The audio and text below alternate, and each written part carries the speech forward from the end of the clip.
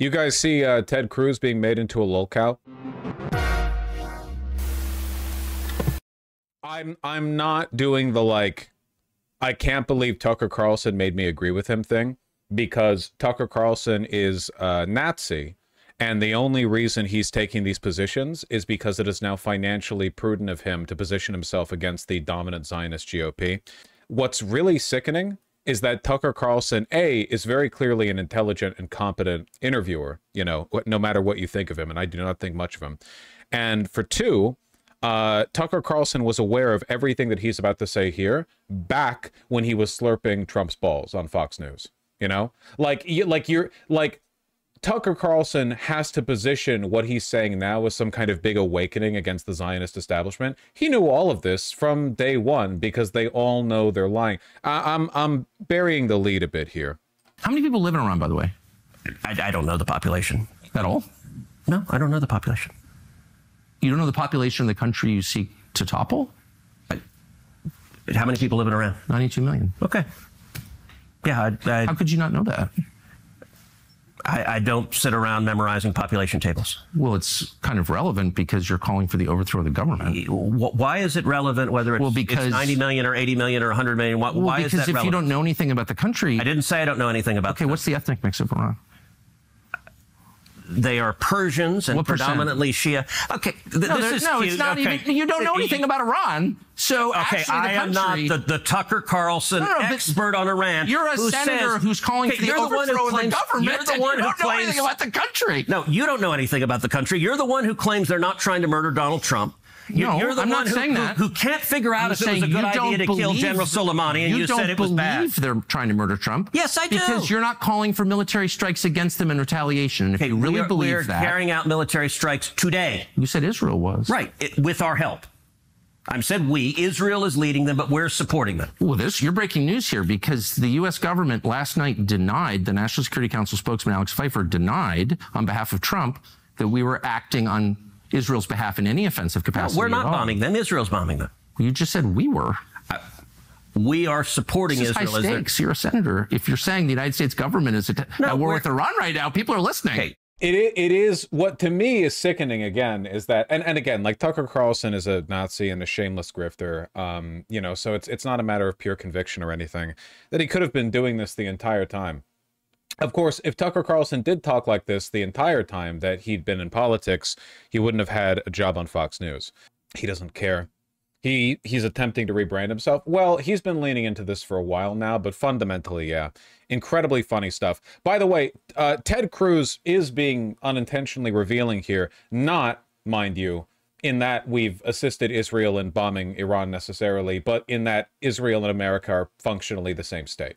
Like, if you talk about us bombing Iran, what you're talking about, we use missiles, we use bombs, you know, we commit these resources, but there's not really much of a difference between Israel committing these resources and us committing these resources, because they come more or less from the same places, funded by the same taxpayer dollars. You know, we is a fair way to refer to us and Israel. You know, economically and militarily, our interests are well aligned.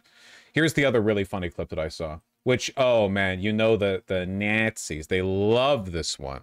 Real USS Liberty shit right here. Does Mossad share all of its intelligence with us? Oh, probably not, but they share a lot. Really? We don't share all of our intelligence with them, but we share a lot. It's a close alliance. Do they spy domestically in the United States? Oh, they probably do, and we do as well. And friends and allies spy on each other, and I assume all of our allies spy on us. And that's okay with you? You know what? One of the things about being a conservative is that you're not naive and utopian. You don't think humans are all... Part of the reason socialism doesn't work is the mantra from each according to his abilities to each according to his needs doesn't work. As a conservative, I assume people act in their rational self-interest. It's why the free market works. What the f does that even mean? I assume people act in their rational self-interest, therefore, from each according to their... or to each according to their needs, from each according to their... Like, that doesn't work? How does that follow? Entering the weave. People to spy on you? It's conservative to recognize that human beings act in their own self-interest, and every one of our friends spies on us, and I'm not... Do you like it? That's my question. I'm not asking whether they have motive to do it. Of course they do. I understand that, and by the way, I'm not mad at them. But you're an American lawmaker, so I just want to know. Hold on, I want to know your attitude. Because Marx would not disagree with the idea that people act in their perceived self-interest. You said that your guiding principle, in fact, the only principle, the only criterion. I said guiding, the overwhelming. I wouldn't say only. Is it in America's interest? Is it in America's interest for Israel to spy on us, including on the president? It is in America's interest to be closely allied with Israel because we get huge benefits for it. And you want to see the clearest. You'll notice, by the way, like America has, or at least had, lots of allied nations. Like the Trump administration talks shit about all of them except one. There is one country that American politicians do not speak negatively of. Just one. Just one. They won't do it. Even when criticisms are issued, they're always criticisms of Netanyahu, right? Or some incident, something that's happened. But the country itself is sacrosanct, you know? I just want to stop on the spying for a second. That it takes place, as you know, and including on the president of the United States and several presidents. And I just want to know if that's okay and why is it okay? Wouldn't an American lawmaker say to a client state, you're not allowed to spy on us? I'm sorry. I know why you want to. I'm not mad at you, but you're not allowed to. Sure. And I don't care for it. I don't want to be spied on by you. Is that, it's kind of weird not to say that, but you don't seem able to say that. This is annoying more than anything because Tucker 100% understands this reciprocal concept, but he's trying to position himself as being critical of Cruz being ambivalent. Well, it's an easy argument for Tucker to win because to be a conservative in modern day America is to be openly, shamelessly hypocritical, right? Like the entire ideology falls apart with one follow-up question on any issue, literally any. 90% of conservative positions can be effortlessly defeated by asking, can you prove X? Can you prove the position you just took? And that's it, you know? Everything past that point is rhetoric, you know? And with regard to this, like, it is impossible to square this circle, the idea that Trump can be effortlessly and freely antagonistic to every country on earth except Israel. Israel's the one they can't. It's just the one country they can't, you know? What is this clip? Oh, we don't need to look at clips, folks. We don't need to look at clips. It's a full interview. Oh boy. The AIPAC clip. The lobby, have you? Taken money. So I've never taken money from the Israel lobby, have you? Taken money from the Israel. From AIPAC. So AIPAC raises a lot of money. About $2 million, I think, with Ted Cruz. For me, but it's actually a misnomer because the people who raise money are individuals. Right. So it's not the PAC itself, but they're individual members who believe in the American-Israeli friendship and relationship. Is AIPAC a foreign lobby? No, it's an American lobby. It's the AIPAC stands for the America-Israeli Political Action Committee. What does it lobby for? So, to be honest, not a whole lot effectively. Listen.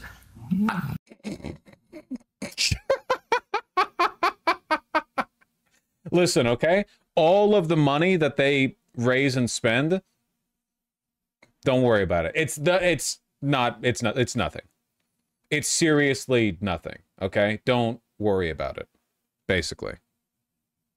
I came into Congress 13 years ago with these... It is true, though, that AIPAC is not a foreign lobby, and this is why I roundly reject, like, anti-Semitism and conspiracism with this. AIPAC is just an American conservative pro-police state, pro-military industrial complex lobby. It's not the only one of its kind. At some point in the distant past, it was determined that it was much easier to get Americans to vote for pro-police state, pro-military expansionist policies if you dress it up under a social cause. The one we settled on, defending Israel in the Middle East, are the one democratic state in the Middle East, our big ally, you know, surrounded by foreign enemies. That was the cause they decided to attach themselves to. It could have been any country. Yeah, if Israel didn't exist, AIPAC would exist by another name. Fuck, in a different timeline, it could be Kosovo, okay? It could be called KIPAC. It would be it would be ACPAC. There we go. Thank you. Changed the wrong letter there, okay? You know, the American Kosovar Political Action Committee. And we would spend, you know, billions of dollars every year justifying more military expenditures, and, you know, people would be getting deported because they criticize Kosovo on social media. You understand. But Kosovo is good? That's true. I guess in our case, it would be like Serbia or something.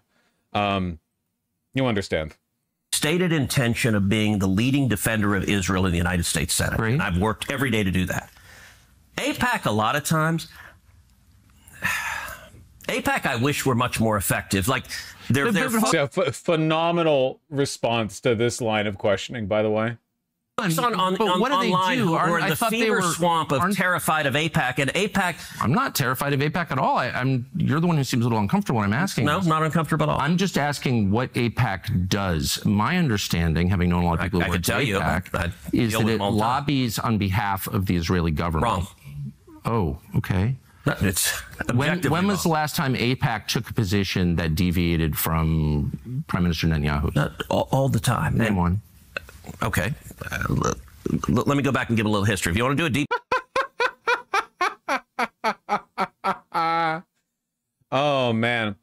Again, just before you give him too much credit, please remember that all the talking points, everything that Tucker Carlson is saying here, he knew the whole time he was glazing Trump and the Republican Party and Israel from his show.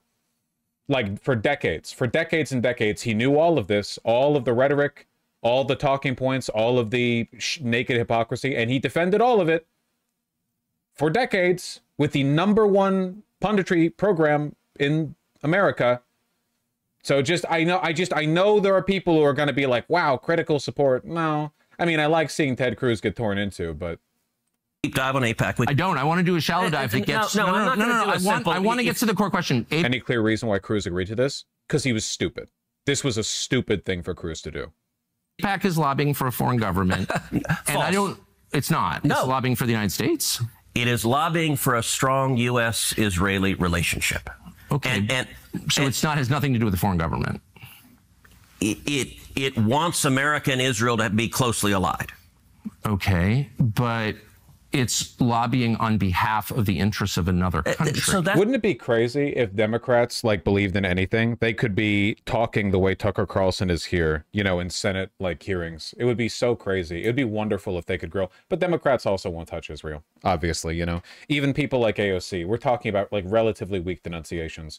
That's the reason why the average discussion of Israel online is 70 times more radical than anything even left-leaning people in Congress say. That's not true at all. And if it's not true. No. How much contact do you think AIPAC leaders have with the government of Israel? No. Which politician was it that said they had an AIPAC contact? Which one? I'm blanking on this, but it was some time ago. But in the past year, where somebody had acknowledged they had an AIPAC contact. Was it Thomas Massey? Thomas Massey is one of the, on this one, better ones. Yeah. When he mentioned the handler. No idea. I imagine some. I think the government of Israel is often frustrated with AIPAC because AIPAC's not nearly strong enough. Do you think there's any coordination between the government of Israel and AIPAC? Do they talk? Sure. If you're lobbying for more U.S.-Mexico trade, would you talk to people in the U.S. and Mexico and the government? Sure. The Dems would defend Cruz here? That is correct. The Democrats would defend Ted Cruz here. So I'm not mad about that. There are a million countries that lobby Washington. I like a lot of those countries, including Israel. But AIPAC are Americans. They're not Israelis. Hold on. There are tons of Americans who lobby on behalf of foreign governments. I know them. I'm related to some of them. I know how it works. I'm from here. So my question is not, is it outrageous that foreign governments lobby the United States? They all do, okay, including Israel. My only question is, why don't we admit that is what's happening? You're denying it, but it's true. And why what you're saying is false. Why aren't they registered as a foreign lobby? Because they're not. Okay, I do want to see more of this. I can't help myself. I don't know. I can't hide it because it's on screen. I just clicked on the 000 timestamp. Oh, thanks I'm glad we found it. Senator, thank you very much for spending the time to have this conversation. It's good to be with you. So you've come out for regime change in Iran, as distinct just from taking out the nuclear sites. What does regime change look like in Iran? Somebody else in charge. How do you get there? Look, that ultimately has to be a popular uprising from the people. And it's not a complicated question. Is America better off with a country that has a leader who hates us and wants to kill us?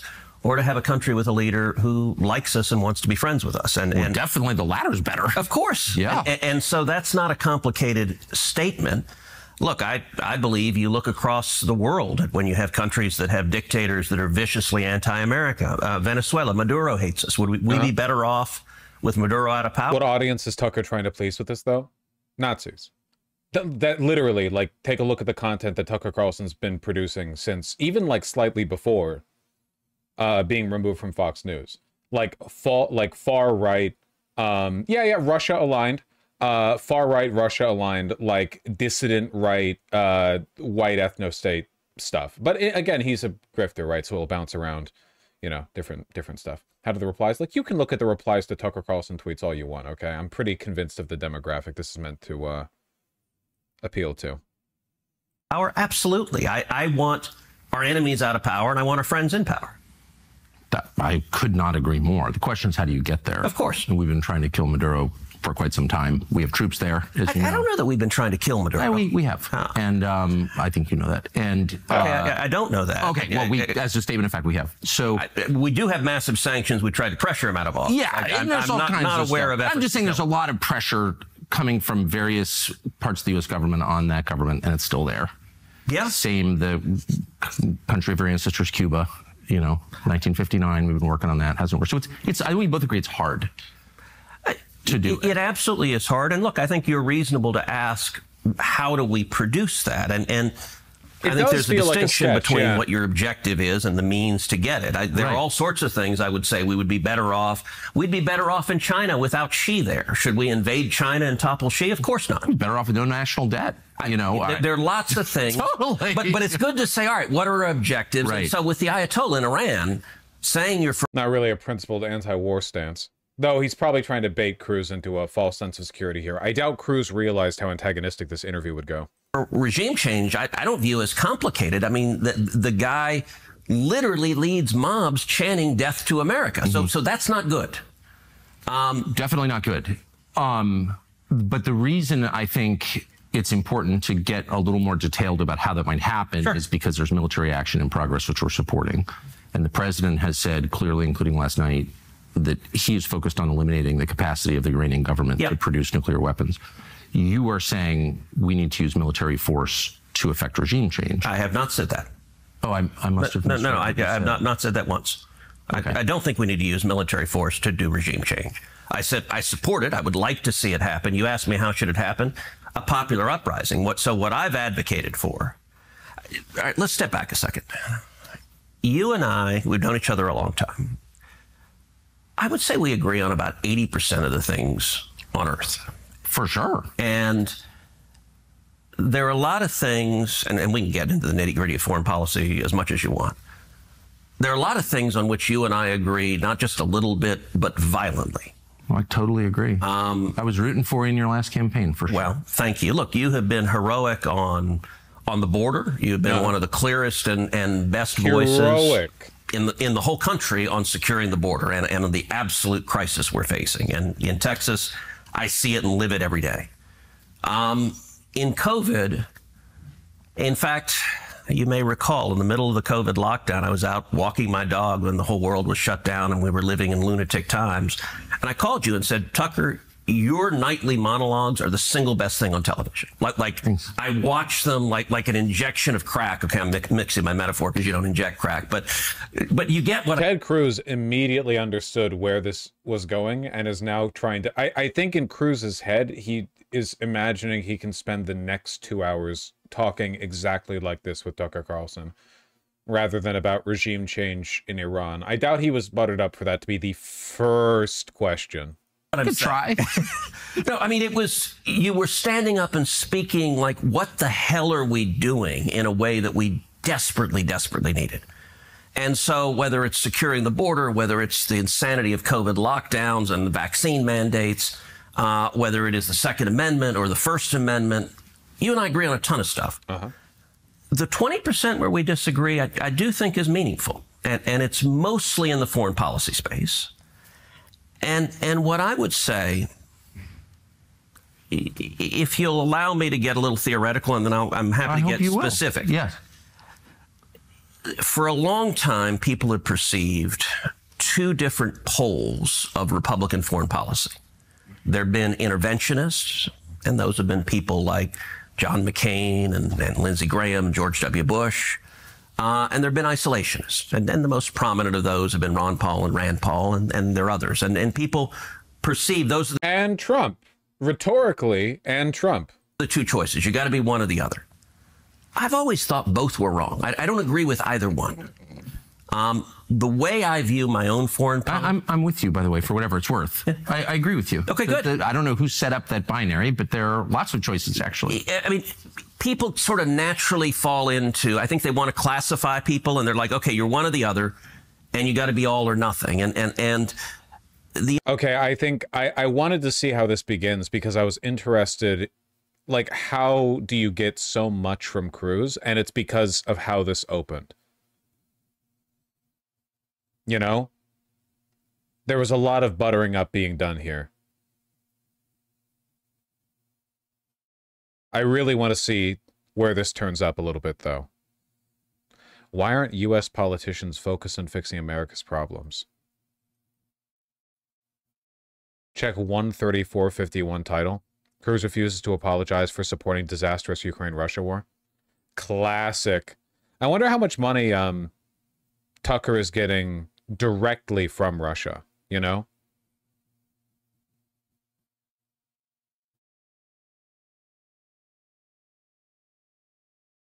And because there is a very real possibility they would use a nuclear weapon. So you want to ask, how does supporting Israel benefit us? Right now, this tiny little country, the size of the state of New Jersey, is fighting our enemies for us and taking out their top military leadership and trying to take out their nuclear capacity. That makes America much safer. So the president has said repeatedly Iran cannot have a nuclear weapon, yes, and he will do whatever it takes to stop Iran from getting a nuclear weapon. He said that like 100 times. He clearly means it. I think he will use force to effect that if he feels he has to. I think he's been really clear about that. I don't know, but it seems that way. Do you feel that? Do you think that's correct? Whether he would use force to stop a nuclear weapon, I think he has put that option on the table. He certainly suggested. I mean, I have literally no idea what's going to happen, but just reading his statements, he's made that really clear. So what he has been very clear about, and I spoke with the president on Sunday, is he has been very clear to Iran that if they attack U.S. servicemen and women, there will be real consequences and I think very serious military. By the way, this is a sidebar, but I just can't resist. The Prime Minister of Israel said that Iran tried to assassinate Donald Trump twice. Yeah, I read your newsletter this morning, But do you believe that's true? Again, I think it was sort of a word game. What is true is Iran is... It's actually illegal. You cannot criticize Israel in any capacity. You can't disagree with anything they say. It's remarkable. Trying to assassinate Donald J. Trump, and they have hired hitmen. Now, you pointed out... No, he said that they have tried twice to kill him, and I don't know that... I don't have any evidence that's true, but I sort of wonder if that is true. Why aren't we at war with them already? Okay. And I read your newsletter this morning, and I thought it was playing word games to draw a political point. How's that a word game? It's my president. And can I tell you? Yeah, please. Okay. You rightly pointed out there's no evidence that this clown in Butler, Pennsylvania, who shot the president was working for the Iranians. I don't think he was. There's no evidence of that. Although I would like to know more about who he was and what's going on. But I don't find it plausible that he was working for the Iranians. So was that caused by the Iranians? No. But what is true, and what your newsletter didn't acknowledge, is it true or false that Iran is currently trying to murder Donald J. Trump and has paid hitmen to do so? Well, that's the question, and I don't know the Butler, Pennsylvania thing. Butler, Pennsylvania. Let's just put that aside. I don't know. So Netanyahu misspoke when he said those two assassinations were because of Iran. But what he was saying. Oh my fucking god, dude! Again, like it's insane that we don't get this kind of media pressure in any other environment. Like this is such a weakness, not just not just of the Republicans, all the politicians essentially, but especially of the Republicans, where they literally cannot criticize Israel. Like it goes so far beyond. It's like there are some truisms normally, like as a politician you can't criticize like Christians, but Trump has. You know, you don't go after our allies, but Trump has. But they never break this one. They cannot do it. The thing that is right is they're actively trying to murder Donald J. Trump. Is there... Okay, so you're aware of a plot to kill Trump? Yes, that Iran is paying for. And by the way... Wait, when? It has been over the last, I'd say, 18 months to 2 years. In the United States? In the United States, yes. And let me point out... Has anyone been arrested? For the Trump attempted assassination, no. but they are also actively paying Iranian hitmen to murder Mike Pompeo when he was President Trump's first Secretary of State, the first term rather, John Bolton when John Bolton was National Security Advisor to President Trump, and a guy named Brian Hook, who was Assistant Secretary of State. Right. During the Biden administration. Wait, but hold on. Can we go back to Donald Trump because he's the president? No, it's a big deal. What do you mean? When no one has been arrested for these assassination attempts on Trump. Yes. They've hired hitmen. How do we know that? All right, let me break it down. People have been arrested. So the reason I brought up Pompeo, Bolton, and Hook, who are under active assassination attempts. Keep in mind, the only reason Trump is going, or sorry, not Trump, the only reason that Ted Cruz is going down this long dialogue tree is because he's unwilling to say, yes, I have no idea what Netanyahu was saying when he claimed that there were 2 recent assassination attempts on Trump by Iran. That's it. That's it. This whole thing is because Cruz can't even admit he doesn't know what Netanyahu was talking about. It's not even, like, he doesn't even have to disavow or disagree. He can just say, I don't know what he was referring to. Because of their service in the first Trump administration, under the Biden administration... Well, they say that. I've never seen any evidence of it. Can I give you the evidence? Well, let's just stick with Trump. No, because these are interrelated. So let me make a bloody point. Under the Biden administration, the State Department was spending $2 million a month providing security for Pompeo, Bolton, and Hook. And they did arrest Iranian hitmen at John Bolton's apartment complex who rented, I think, the apartment next to him and were actively trying to assassinate him. And they went and arrested him. This has nothing to do with what Netanyahu claimed. Totally different point. It's just he cannot disagree. Them. So, yes, they caught Iranian hitmen. Now, it so happens Iran's not very good at it. And so they are actively trying. And in fact, during what about Trump? He's the president. If there's a plot to kill Trump by the Iranians, so you dispute that the Iranians are trying to kill Trump? Of course. I mean, that's the most important question. The Prime Minister of Israel just said there have been 2 assassination attempts against Donald Trump by the Iranians. And I think it's a very fair question, maybe you disagree, to ask, what are you talking about? Okay. And I agree with you that he misspoke. So there weren't those 2 attempts? Why can't he disagree? Because the people, because this subject owns him. It owns most of the government. It's the MIC. This is like the... you have to understand, okay? Politicians are mouthpieces for lobbyists. That's their job, okay? The democratic process is like the artifice through which they achieve power, but the real power, the way they maintain it, the way the media keeps on their side to the extent that it does, all of that is in line with where they get their money from, what interests they represent. And this is like number one to the phone, number one every day. We're talking like for decades, Ted Cruz has been followed by and assisted by and has coordinated with people who have drilled this into him. No matter what, you can't touch on this. There were 2 attempts, but the clown in Butler, Pennsylvania, and the other guy on the golf course were not connected to the Iranians. That's the part that he misspoke. But by the way, when you speak all the time, occasionally what he said that was accurate is that Iran is actively trying to murder Donald J. Trump and has paid hitmen. That's fine. And he was conflating it with the 2 attempts. I understand. But I just want to pull that thread because it's so important. I voted for Donald Trump. I campaigned for Donald Trump. Yeah. He's our president. And we're on the cusp of a war. So if there's evidence that Iran paid hitmen to kill Donald Trump and is currently doing that, where's that? Like, what are you even talking? I've never heard that before. Okay. Where's the evidence? Who are these people? Why haven't they been arrested? Why are we not at war with Iran? That's a great question to ask. How do you know that that's true? We know that it's true because we have been told that by the military and our intelligence community for the last 2 years. This interview is going to create so many Nazis. I'm sorry, Vosh, but it takes a lot of mental maturity to fully understand American-Israeli relations and not just think Jews control the USA. That's why I talk about it. Because honestly, like, dude, the Jews are being done no favors by the Israel defenders, okay? Because the way Ted Cruz is acting here is like fucking breeding ground for JQ shit, okay? That's why I talk about it. Every time we talk about this, there are people in chat going like, well, why do you think they're so cucked to Israel? And I have to keep going over this because, again, like, the Zionists do not give a shit how powerful or prominent Nazis are. Some of the most powerful Zionists work alongside Nazis. They don't fucking care, okay? It's a means to an end. you need to go over this, because otherwise, like, I feel like, given the environment that we're all in politically, most people watching this will either write it off and go, oh, Ted Cruz sucks, or they'll be like JQ pilled or whatever. Like, it takes active effort to, as Tucker Carlson says, pull back on this thread and try to explain why we are where we are, you know? We meaning who? Congress has, and the public. I mean, we had multiple testimonies. I can send you testimony. Do we know the names of the people or where this happened or what they tried to do to kill Trump?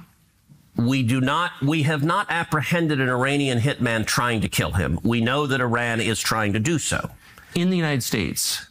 Yes. And by the way, like Iran... This just seems like a huge headline, and you're acting like everyone knows this. I didn't know that. Iran put out a whole video about murdering Trump.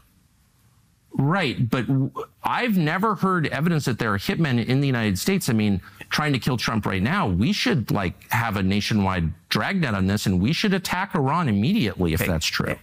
Don't you think? No. If they're trying to assassinate our president? They have been for 2 years. Then why are we at war with them? Well, we are trying to... Why don't we just nuke Tehran if they're trying to murder our president? There's nothing that you could do that would be worse for the United States than murdering Trump. Tucker Carlson's debate bro tendencies are so fucking funny, because you can see exactly... Ted Cruz probably isn't used to this because, again, like, the media softballs the fuck out of Republican interviews. But like Tucker Carlson is doing the classic, like, overcommit to a hypothetical to bait out an insane response. And I just don't understand why you're not... Exactly. Getting Ted Cruz to agree with a position like, well, if we have evidence that Iran tried to assassinate Trump, we should nuke Tehran. But there you go. It was pretty easy. It's incredible just how effective the just asking questions is. Yeah, like, any semi-competent news person could get this out of any Republican politician at any time. The reason they don't is because, of course, they're bought as well.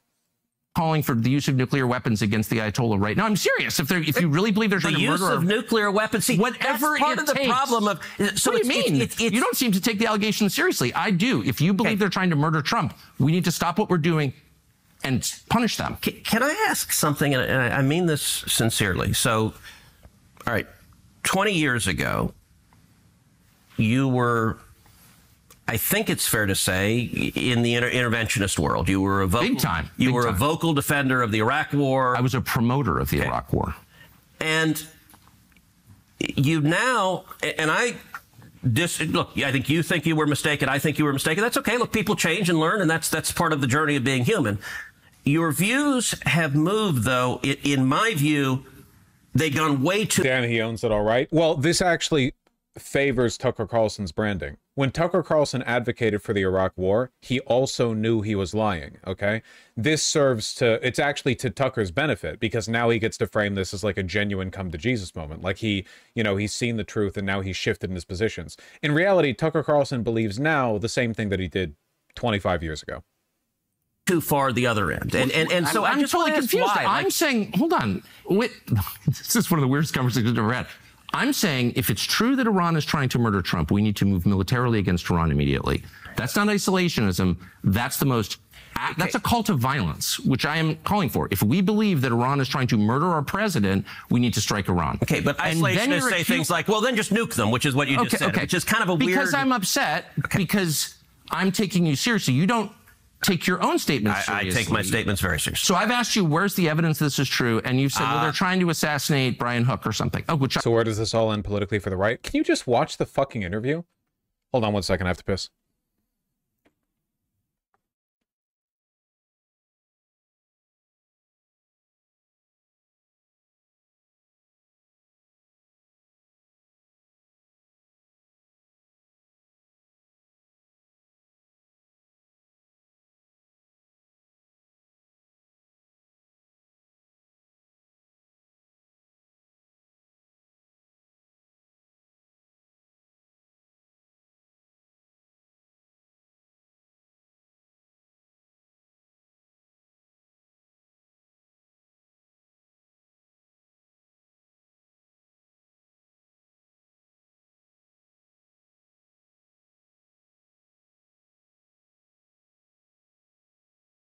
There's so many people in chat who are just trying to, like, outsmart the topic. All right, well, I've already consumed this.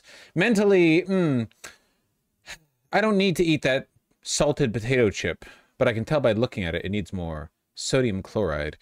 Yeah, you're trying to talk over the subject. Just watch the play-by-play.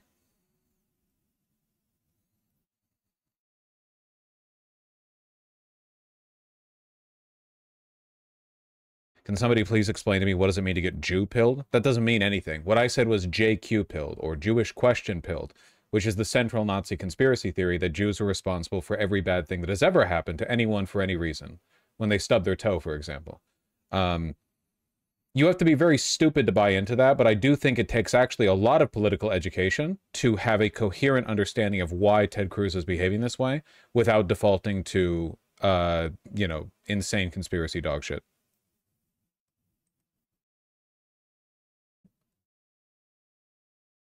I'm against, by the way, and I'm against hurting any American, period, no matter... So do you dispute that they're trying to murder... I'm not disputing it at all. And Bolton? I'm not disputing it at all. They literally arrested the hitman with Bolton. I don't know why that's even relevant. I'm asking about the President of the United States. Wait, it's not relevant that Iran hired hitmen to murder cabinet members in Trump's administration? That doesn't go to I've already how credible said is it that they're willing to spend money to do that? Opposed to that. It's awful. I am against killing anybody, actually, and especially foreign government. Okay.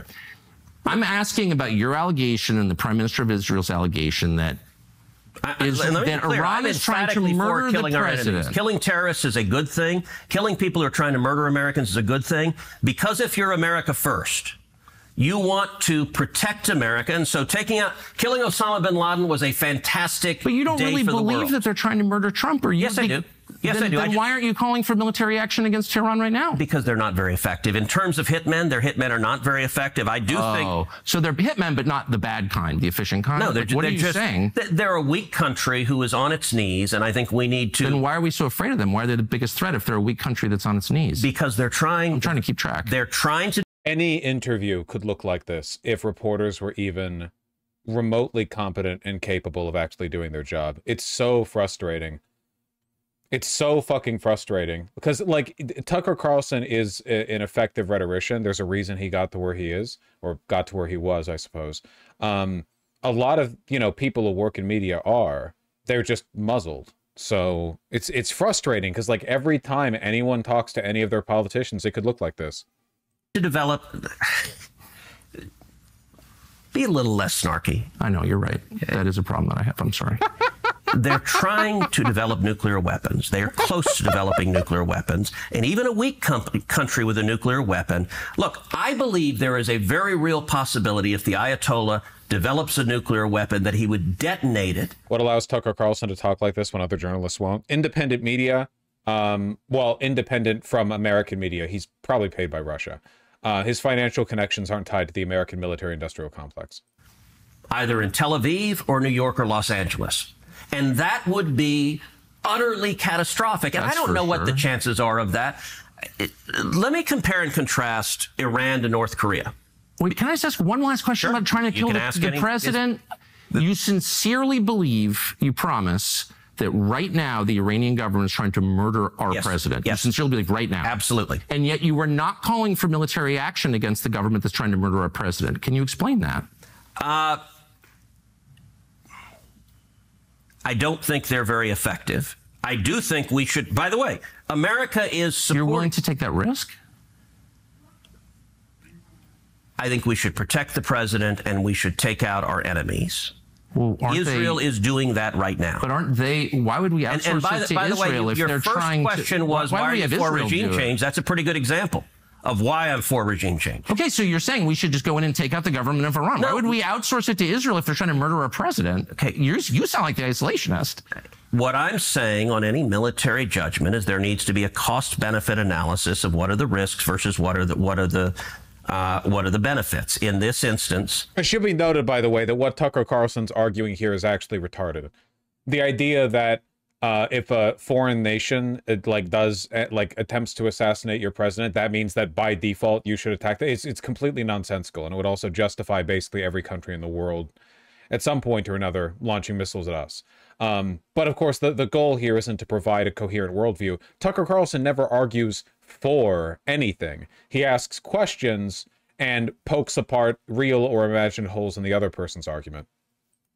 I think it is enormously in America's interest to do what Israel is doing right now. Take out Iran's senior military leadership and take out their nuclear capacity. He is a noticer. That is benefiting America, and it is a good risk reward. I would oppose invading Iran and putting boots on the ground to topple the government.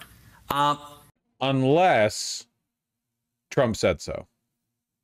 If the risk got severe enough, I would support that, but I think the relative risk is not severe enough to justify that step at this time. What I would absolutely oppose under any circumstances is invading Iran and then staying and trying to turn them into a democracy. And part of where Iraq really went off the rails is not only did we topple someone who was fighting radical Islamic terrorists, who was a bad guy, but then we tried the vision of interventionists. It actually overlaps with the vision of a lot of Democrats. Let's go promote democracy in the world. I agree. And it is our military's job to kill the bad guys, to defend America. It's not their job to defend international norms. It's not their job. So I have zero desire for the U.S. military to turn Iran into Switzerland.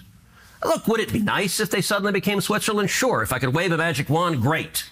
But I'm not going to send your kids or my kids to be in front of guns to go make that happen. Well, bless you for that. I think this is such a baby brain understanding of the world. Well, it's because it's completely incoherent. You have to juggle the isolationist, well, it's not our job to go there and fix their problems. I'm not going to send your kids to go over there, with the, actually, I think that we'll be justified in like invading and killing anyone who threatens our interests. The military's job is to kill people. Like, it's completely incoherent. There's no consistent worldview. That is the lesson that I learned from Iraq. I promoted that war. Apparently, unlike you, I was dumber. And I think that you just articulated the main lesson of it, which is it's hard to do that, and we're not good at it. But I will, and so we are agreeing on that. I will say, as a vehemently agreeing, as a corollary, that doesn't mean that horrible evil dictators are okay.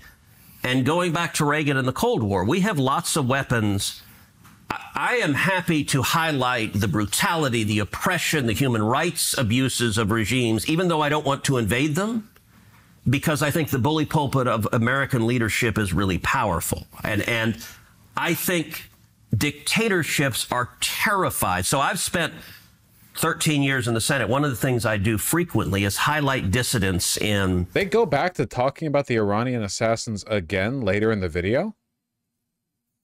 With these things, and they speak, as you do, entirely in moral terms. These people are bad. These people are... I'm not speaking entirely in moral terms. I'm not interested in killing bad guys. I'm interested in killing people who are trying to kill us. If we had... That's different. I'm not engaged in morality. Are you now? Because you told me that the government of Iran is presently trying to assassinate Donald Trump, and then that is undisputed. There's literally nobody who disputes that fact. Then why don't you support military action right now against Iran? We don't need to reiterate that. I do like how the end of this is like more Russia glazing. I'm only trying to get to the question of what AIPAC is, and I don't think you're being straightforward about it. AIPAC is lobbying on behalf of the interests of a foreign country, and they're not registered. And you're saying, no, that's not true. You're saying that they don't coordinate with the Israeli government. Of course, I coordinate. Do they talk with them? I don't know what they do. I can tell you. But why don't you care? Isn't it meaningful if a foreign government... Hey, I talk with Israel all the time. I talk with foreign countries all the time. But the law is, and a lot of people have been prosecuted under this law, that if you are lobbying on behalf of foreign government, you must register. That's it. It's really simple. And I don't know why, if I'm working for Malaysia or Qatar or Belgium, and I'm working on behalf of its government's interests through a group of Americans who are representing the friendship between those two nations, I have to register under the Foreign Agent Registration Act. And if I don't, I can go to jail. And people have gone to jail, including people I know. So I don't understand why we don't just be honest and say they're lobbying on behalf of a foreign government. They're coordinating with the government. You know that that's true. That is not only not true, that is false.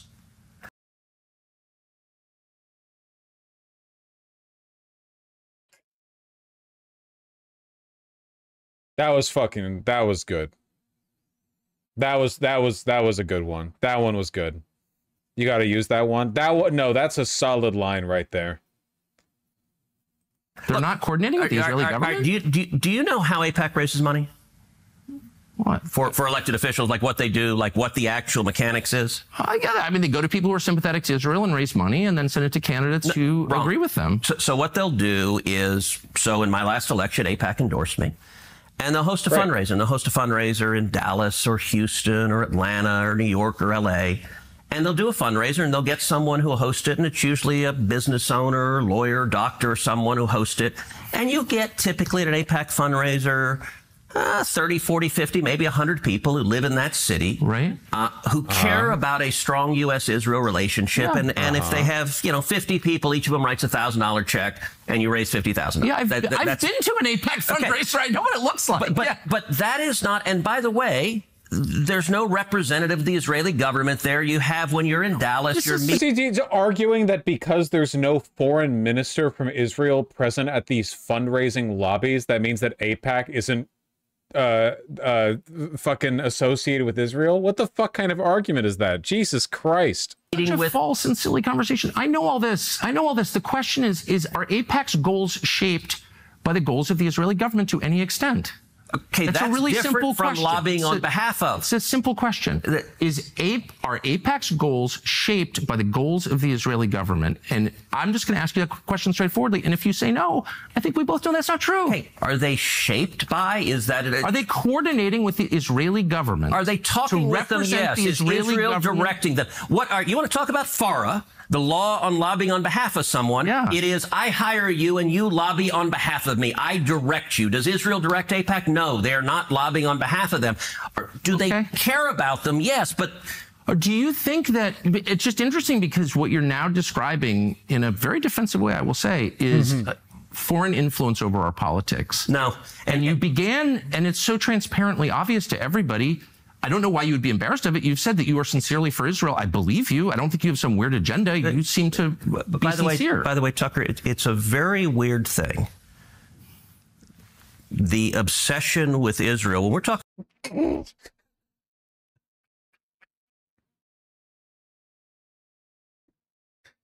Jesus Christ.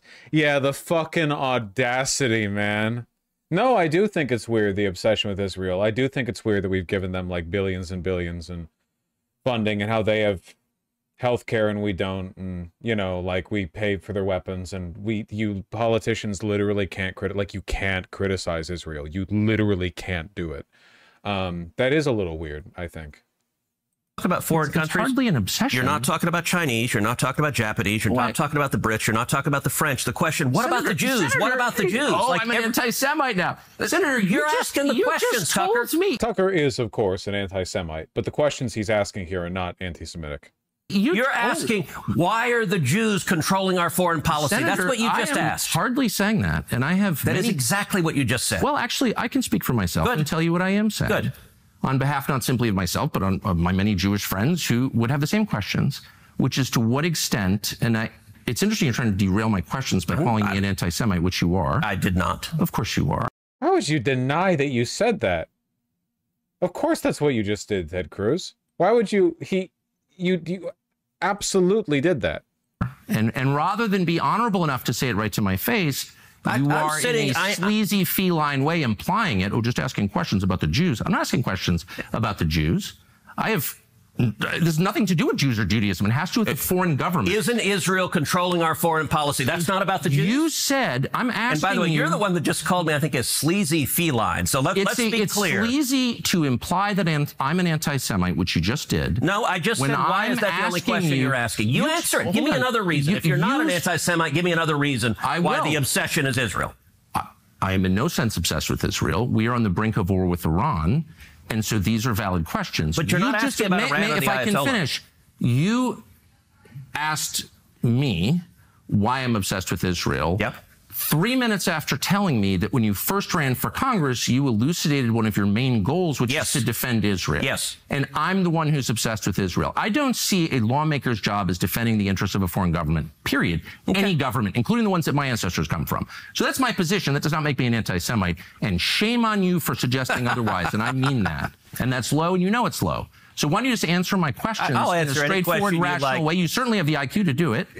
So shame on you is cute, by the way, Tucker. It is. It's not cute. I'm offended. I'm obsessed with the Jews. You just told me you just called me a sleazy feline. It is sleazy to imply that I'm an anti-Semite for asking questions about... This is why people hate Thanksgiving. Yeah, least belligerent American Thanksgiving dinner in 2025.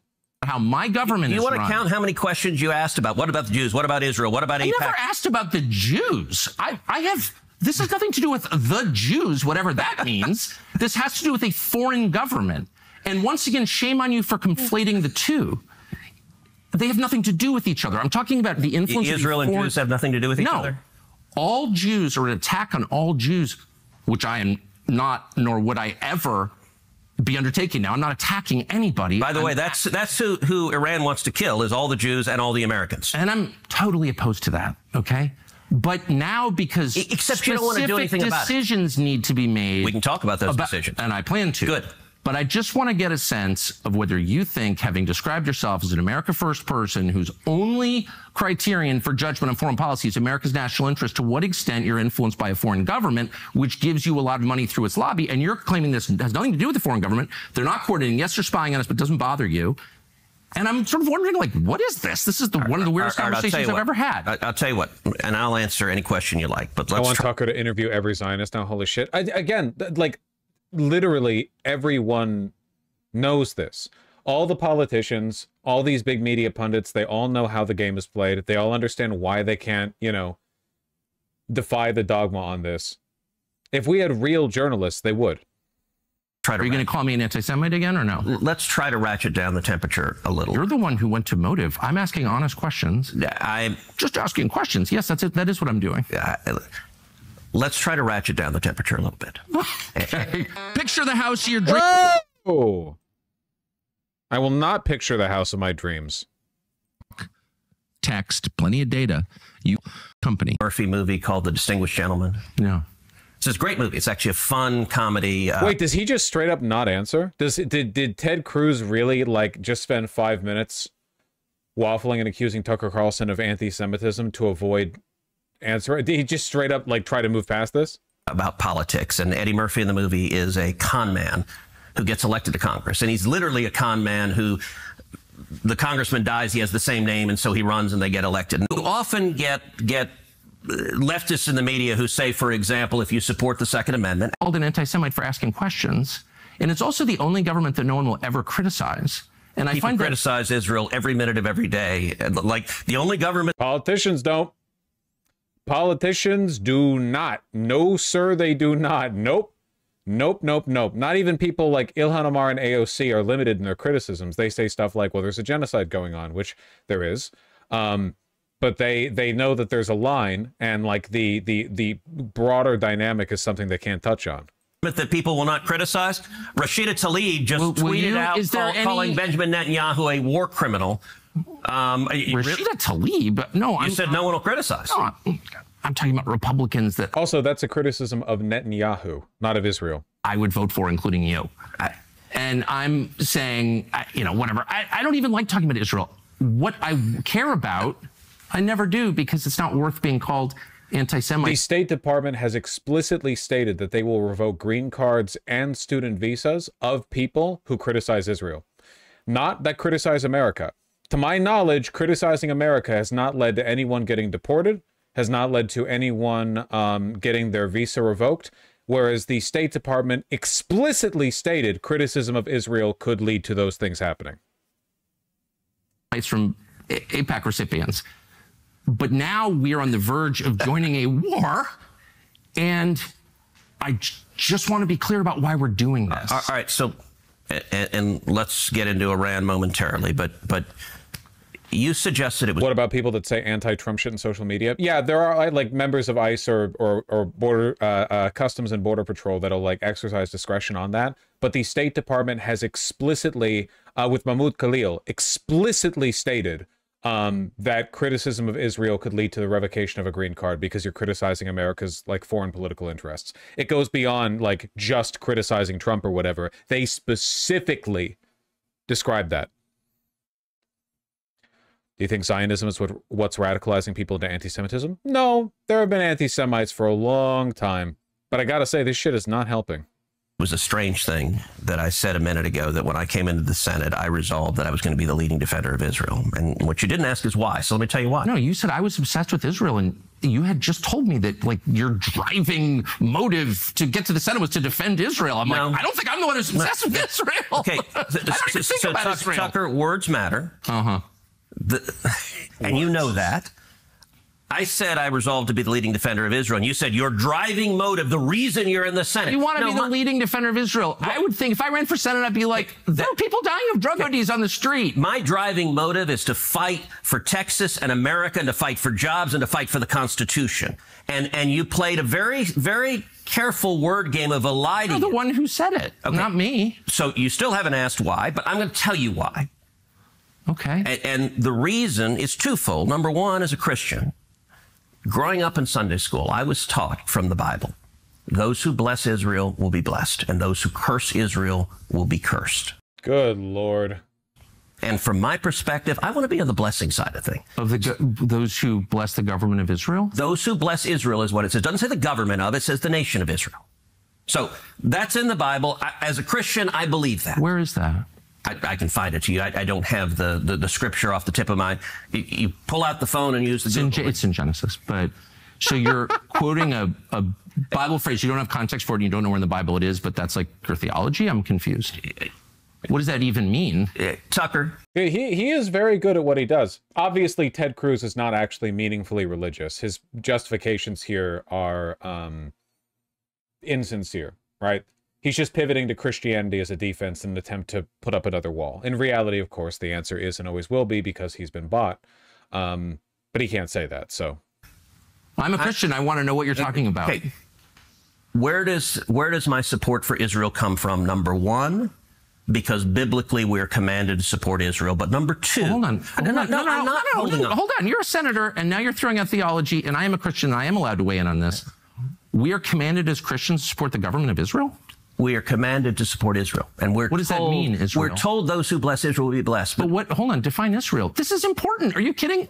This is a majority Christian country. Define Israel? Do you not know what Israel is? That would be the country you've asked like 49 questions about. So that's what Genesis, that's what God is talking about. The nation of Israel, yes. So is that the current borders, the current leadership? He's talking about the political entity called Israel? He's talking about the nation of Israel. Yeah, nations exist, and he's discussing a nation. A nation was the people of Israel. Is the nation They're the descendants God's of referring Abraham. to in Genesis, is that the same as the country run by Benjamin Netanyahu right now?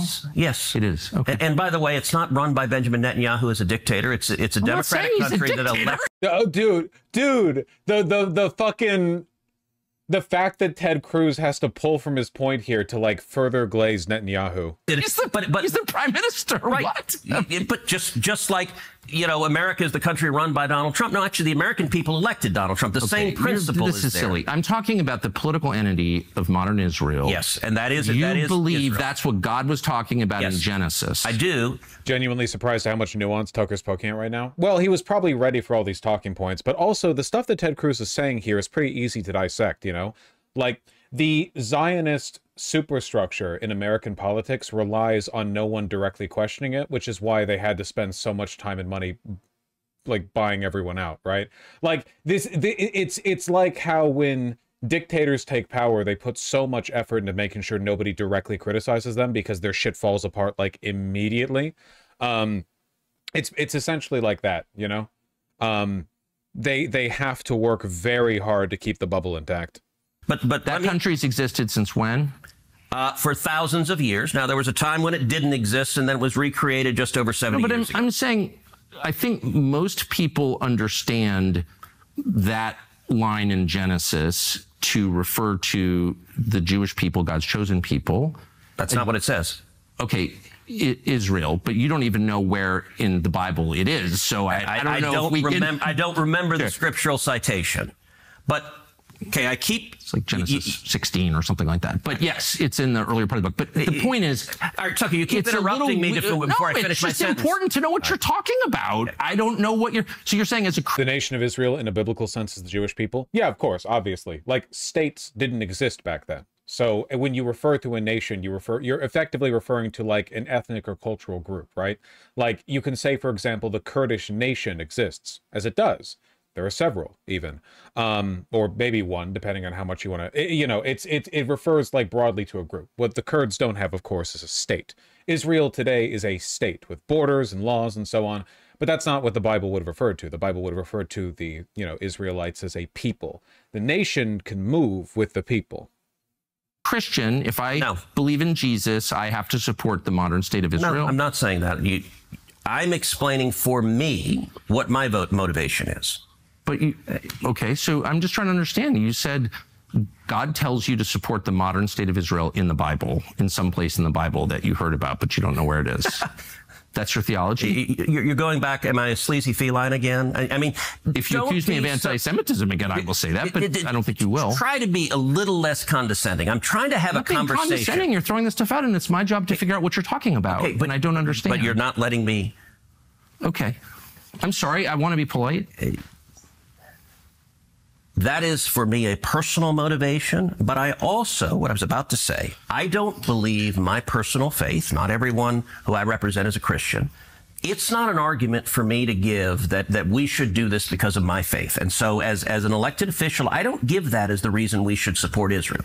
That is a personal motivation for me, but I don't think it is the reason we should. The reason that I am the leading defender of Israel is because Israel is our strongest ally in the Middle East, an incredibly troubled part of the world, and supporting Israel benefits America. And the clearest illustration of that is what is happening right now. Let me just make this point, and then then I'll just ask what you mean. That's it. Okay. Yeah. Look, Iran, I think the most acute national security threat facing America right now is the threat of a nuclear Iran. I think China is the biggest long-term threat, but acute and near-term is a nuclear Iran. Okay. And I think Israel is doing a... This is from today, by the way. U.S. Senator Ted Cruz claims Iran is building missiles that can murder Americans. The former Republican presidential candidate tells Sky's David Blevins that because Iran is also building ICBMs, and you don't need an ICBM to go to Israel, that it indicated Iran's intention to take a nuclear weapon to the United States to murder Americans. Just an unfathomable degree of cuckoldry, you know? He said this after his Tucker Carlson interview too, so I guess like the lesson he learned from this interview is he has to focus more on lying about how supporting Israel actually is to the benefit of the United States. Massive favor to America right now by trying to take out Iran's nuclear capacity. And the reason I view Iran differently, we talked before about Iraq. I opposed the Iraq war. We talked about Syria. I opposed military intervention in Syria.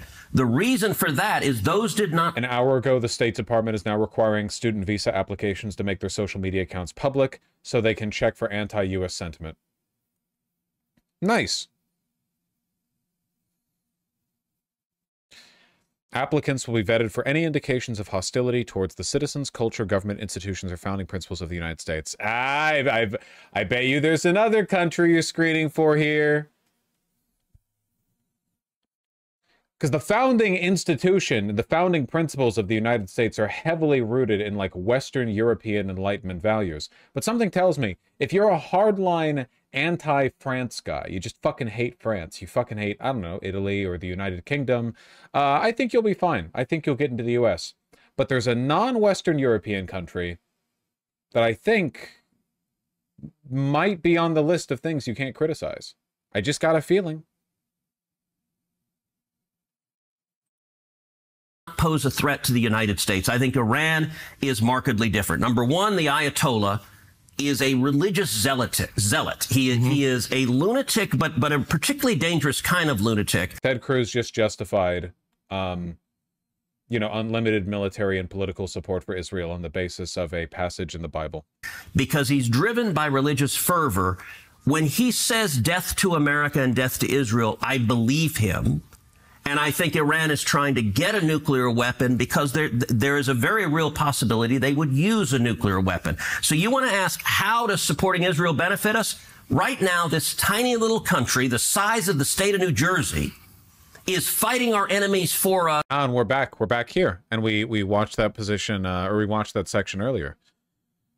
Let's round this off. Fun as it's been.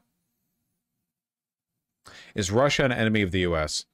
Speaking of people who are bought, Let's see how Tucker Carlson talks about another country that is foreign, that is demonstrably antagonistic to the United States, that causes war and destruction.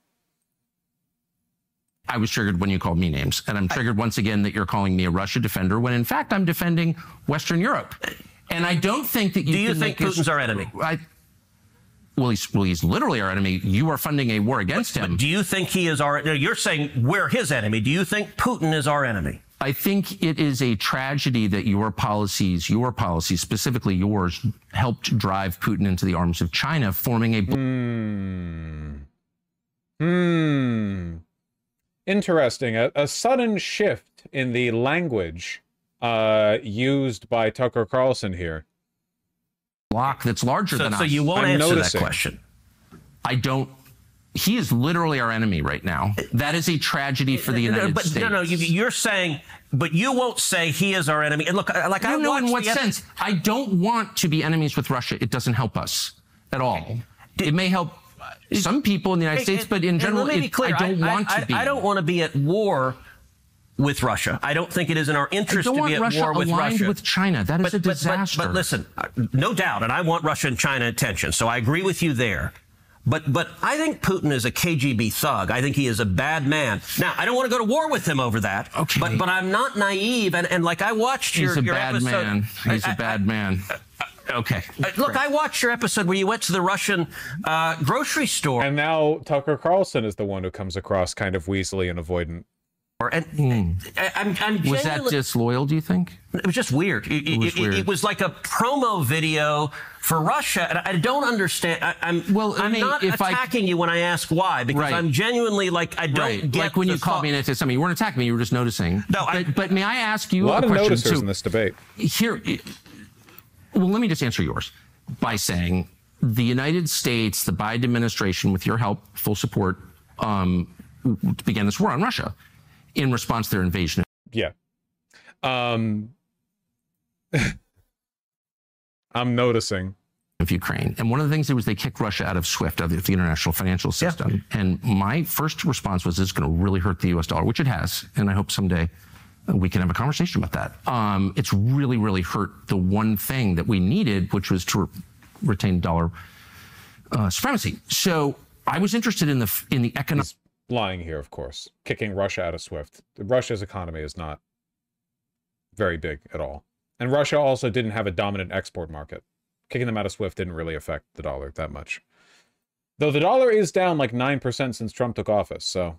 Economic condition. By the way, that's a reasonable point and a serious conversation. I'm aware. And but I can agree with you. No, but I was accused of being. I think it's weird that you went to a Russian grocery store and said it was prosperous. No, my point is, it looked like a commercial. It looked like a commercial. Isn't this wonderful? No, it was an argument against the efficacy of sanctions. Sanctions against Russia, which you casually... I covered it on stream. I don't know if you guys saw this, by the way, but Tucker Carlson was paid by Russia to do, like, essentially promo videos of Russia inside of Russia. It was essentially like an advertisement to move there. Because Russia, of course, would love, like, wealthy American far-right expats to go over there.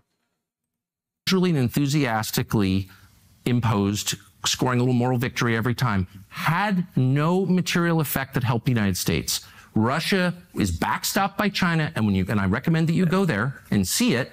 It is way nicer than Washington, D.C. Way nicer. To me, that's a tragedy. I was horrified and angry at my leaders, including you. It's like, I want to live in a country that's nice, with low food costs and no homeless people. All right, I don't understand why that's too much to ask. So do I.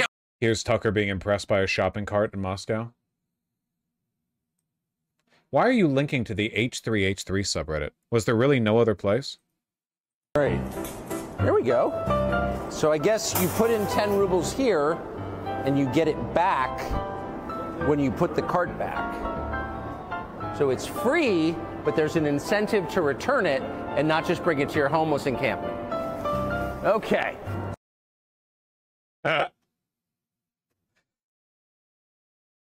He's never been to Aldi? Well, Tucker Carlson doesn't go grocery shopping. Wars with Iran? No, I just want lower food costs. How's that?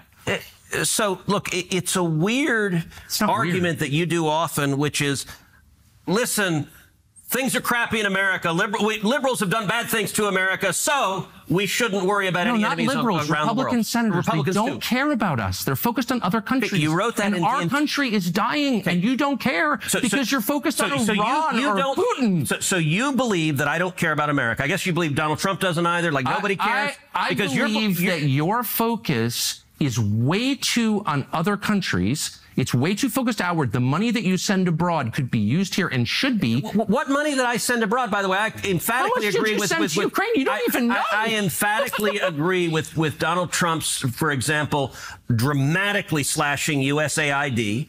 I think the only reason we should be deploying that is to benefit U.S. interest, national security interest, and keep Americans safe.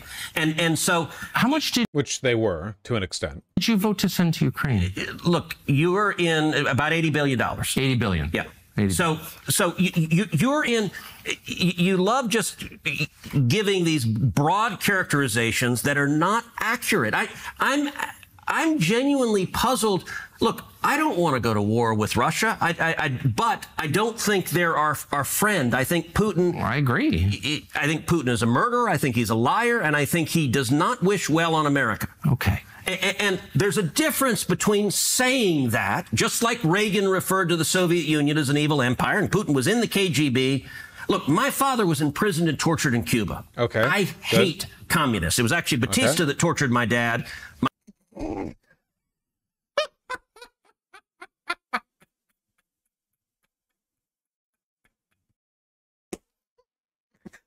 Why would you admit that? Why would you? I know, but why would you admit that?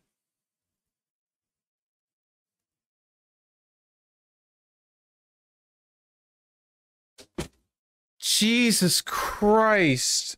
My aunt was imprisoned and tortured by Castro. I hate communists. I think communism is evil. And so I think there is a value to, there is nobody who stands up to communist China more in the Senate than I do, because I think they're evil. Do I want to go to war with China? Of course not. That would be ridiculous, but I think we have... Here's Tucker being impressed by bread in Russia. This thing was so funny, dude. Thank heaven, because they, I mean, look at that. It's fresh, too. It's bread, which is one thing I can assess pretty well. The low-carb lifestyle has not swept Russia. Thank heaven, because they, I mean, look at that. Look at that. It's fresh, too. Look at that. Wow. Look at that. Oh, come on. Unicorn and mini mills. All right.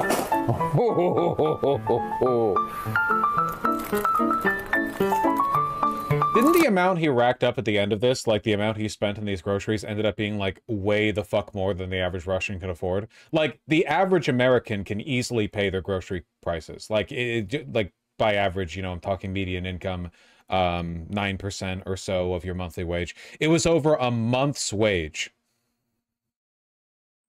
Some kind of Russian wheat cookies. Ooh, we need coffee, don't we? Yeah. I don't know if this is sugar or flour, to be honest with you, but it looks like a staple, so we should get it. It's a very good-looking package. It's got to be flour, right? And this is Russian wine. It's from Crimea, which not only has the... Yeah, but high inequality in Moscow could be fine. Well, he's just shopping at like a wealthy person's shopping mart, but this was made as an advertisement for Russia. It's not the only time Tucker Carlson's done this. He was paid to do an advertisement for Russia. Partly to like humanize them and make people supportive of them in the context of the Ukraine war, but also like, come move here. Russia's been trying to get Westerners to move to them for ages, you know? Warm water naval base, but also is the source of most of the grapes in this part of Russia for wine. So it's apparently pretty good. Cheese puffs. You check out of a grocery store and you've got gum, razor blades, and candy. Actually, they hide the razor blades because we steal them. But these are all seem to be Western products. Mars, Twix, Snickers. Wow. Milky Way, Bounty, Gillette, Halls Cough Drops, Mentos. Looks pretty non-sanctioned to me, but what do I know? It went yeah, America could never. from amused to legitimately angry. So we were guessing what this would cost. Everybody hears from the United States buys groceries, and we didn't pay any attention to costs as we were just putting in the cart what we would actually eat over a week. And we all came in around 400 bucks, about 400 bucks. It was $104 US here.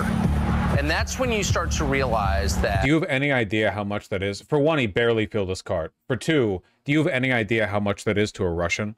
104 US for that little cart?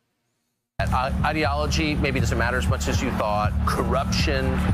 If you take people's standard of living and you tank it through filth and crime and inflation, and they literally can't buy the groceries they want, at that point, maybe it matters less what you say or whether you're a good person or a bad person. You're wrecking people's lives in their country, and that's what our leaders have done to us. And coming to a Russian grocery store, the heart of evil, and seeing what things cost and how people live, it will radicalize you. You get it, right? You get it. Let's finish this up. Have all sorts of tools to stand up to our enemies. And I think China is engaged in a 1,000-year war against the United States. Okay. They're trying to defeat us. We're so all over the map. We're your family in prison in Cuba and China and all this stuff. I agree with you. I'm totally opposed to communism, always have been. I don't think that Putin loves us. I'm distressed by the moral condition of most leaders around the world, most of them. They all kill people. I'm against that. I'm just saying, I wish the focus here was more on the United States. Can I say something? I actually don't agree with that statement. They all kill people. There's a moral relativism. So I don't think Donald Trump is a murderer. He doesn't kill people. We don't have concentration camps. Donald Trump a murderer. You just said world leaders all kill people, and there's a moral relativism. I'm hardly a moral relativist. But you are. You just, that statement was the essence I'm an anti-Semite, an isolationist, a moral relativist. You heard it from him first. All right, that's enough. You get it. Two shills fighting. Man, it really just makes me angry that it's so fucking easy on Israel specifically to make our politicians look bad, and nobody will do it, you know? It's very, very frustrating. Very, very frustrating. Ugh. Oh, and yes, I did see the AI inexplicable, like, yellow dog piss tinted meme that Ted Cruz posted after.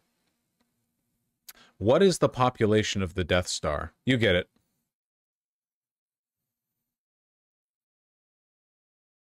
It is extremely embarrassing that Ted Cruz didn't even have like a ballpark estimate of the population of Iran.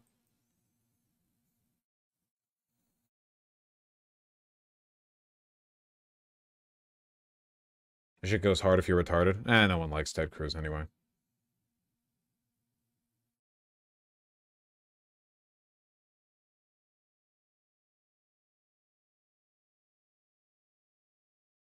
I thought Cruz was a debate bro. He's actually one of the more intelligent and more rhetorically competent Republican politicians, by far. The problem is, just like the Israel shit is totally indefensible. Totally indefensible.